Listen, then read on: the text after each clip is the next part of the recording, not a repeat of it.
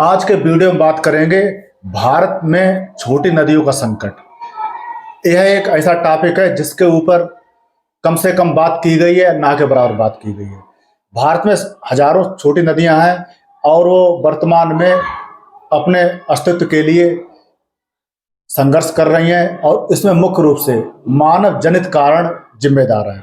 अगर भारतीय केंद्रीय जल आयोग के आंकड़ों को वर्तमान के आधार पर देखा जाए तो उसमें ये बताया गया है कि देश में जो छोटी नदियां काफी तेजी से सूख रही हैं अभी इस समय, जबकि बारिश होने में लगभग 100 दिन है और 100 दिन पूरे होते होते नदियों का जो अस्तित्व है तात्कालिक रूप से काफी हद तक नकारात्मक रूप से प्रभावित होगा। अगर इसमें चिंता की बात की जाए तो उसमें बात यह है कि जो हिमालय नदियां हैं, मुख्य रूप से जो गंगा और यमुना का जो जल विस्तार क्षेत्र है या जल ग्रहण क्षेत्र है या उनका कैचमेंट एरिया है,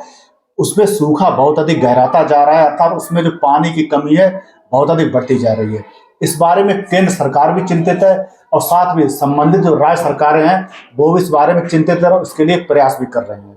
अगर गंगा बेसिन की बात की जाए तो गंगा बेसिन लगभग 11 राज्यों के 2,86,000 गांवों में ये बेसिन फैला हुआ है और इस पे जो निर्भर गांव है लगभग 2,86,000 गांव, उनमें जो पानी की उपलब्धता है जो छोटी नदियों पर आधारित है या बड़ी नदियों पर आधारित है उसकी उपलब्धता कम होती जा रही है, धीरे धीरे घट रही है। और नदियों में जल का जो घटना है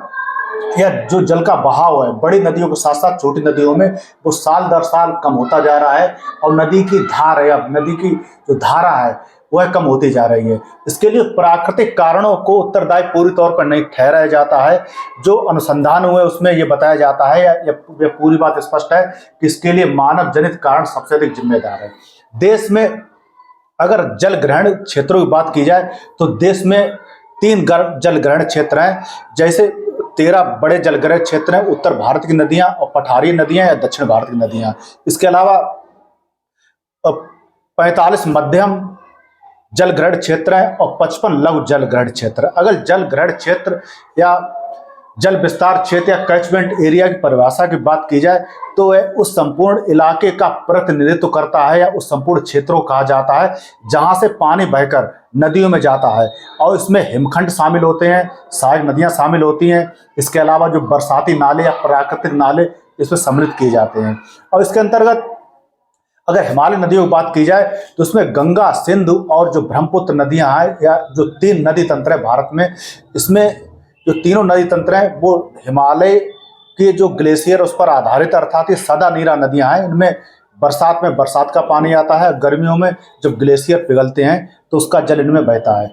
इसलिए ये 12 मास यह जल ग्रहण क्षेत्र इनमें भरा रहता है। अगर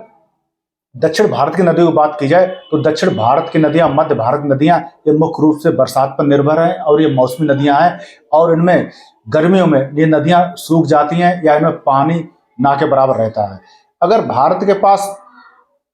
जो जल है, जल की मात्रा है, ताजे जल की मात्रा, इसकी अगर वैश्विक संदर्भ में तुलना की जाए तो भारत में संपूर्ण जो जल है उसका 4% भारत में है, जबकि भारत के पास जो जनसंख्या है संपूर्ण विश्व की 17% के लगभग है और भारत का क्षेत्रफल है केवल 2.4% है। और भारत में जो औसत बारिश होती है वो लगभग 137 सेंटीमीटर होती है और इस बारिश का जो पूरा पानी है उसका 85% 3-4 महीनों में ही बरसता है और जबकि 15% पानी जो उत्तर पश्चिम विक्षोभ होता है उससे बरसता है, 85% पानी दक्षिण पश्चिमी मानसून से बरसता है। और इसमें जो 3-4 महीने जो वर्षा होती है उसका लगभग 80% से ज्यादा पानी समुद्र में बेकार बह के चला जाता है, ये नदियों में रुक नहीं पाता है। जो मानव जनित कारण है उसके कारण नदियों की जो ज्योग्राफी है या जो चैनल मॉर्फोलॉजी है पूरी तरह से अस्त व्यस्त हो चुकी है और नदियां सूखी रह जाती हैं क्योंकि पानी बरसात का बह के चला जाता समुद्र में। और जब छोटी नदियां का अस्तित्व था तब इस पानी के बड़े हिस्से को संभाले रखती थी और छोटी नदियों का अस्तित्व संकट में घिर गया है। इसके लिए 3 संकट जिम्मेदार बताए जाते हैं। पहला है पानी का कम होना। पानी का कम होना इसलिए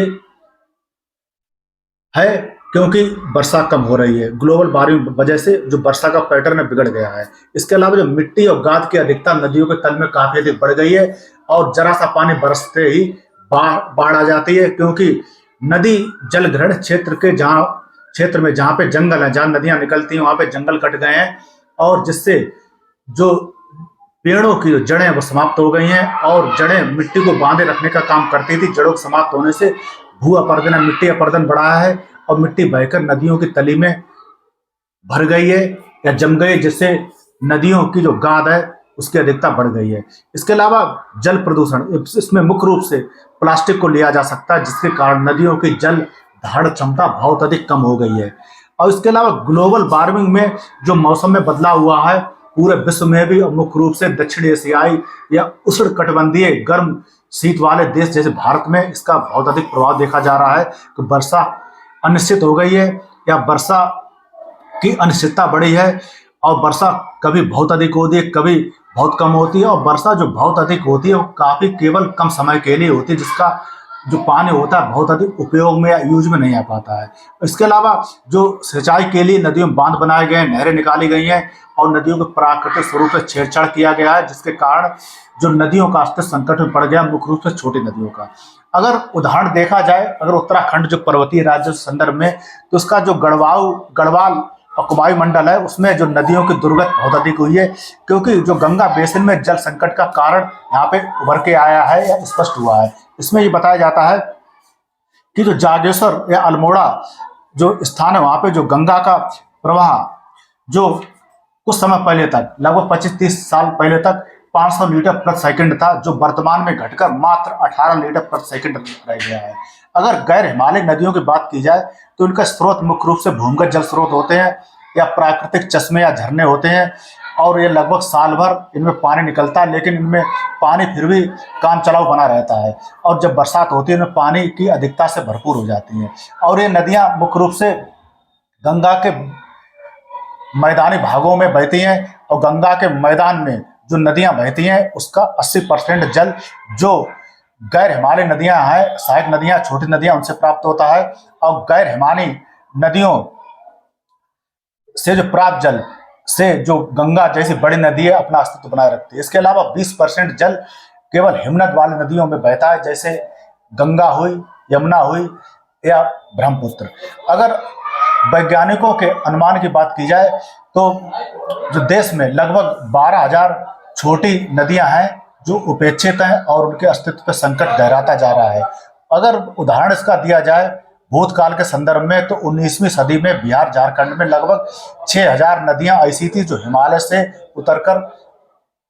बिहार झारखंड के मैदानी क्षेत्रों में बहती थी, लेकिन अब मुश्किल से 400 या 500 नदियां ही बची हैं, और वो भी अपने अस्तित्व के लिए जूझ रही हैं। अगर मधुबनी सुपौल बिहार का उदाहरण लिया जाए तो उसमें एक नदी बहा करती थी,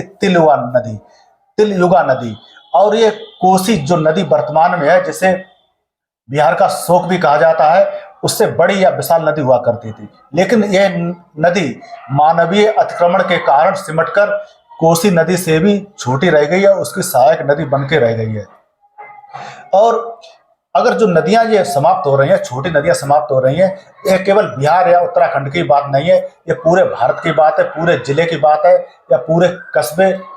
या क्षेत्रीय बात इसमें निकल के आती है। अगर वर्तमान में आगे उदाहरण दिया जाए तो बिहार के जो 23 जिले हैं उनमें बहने वाली 24 नदियां सूख कर रेत का सपाट मैदान बन गई हैं, और इन सभी की लंबाई लगभग 2986 किलोमीटर थी, और इनमें लगभग 700 किलोमीटर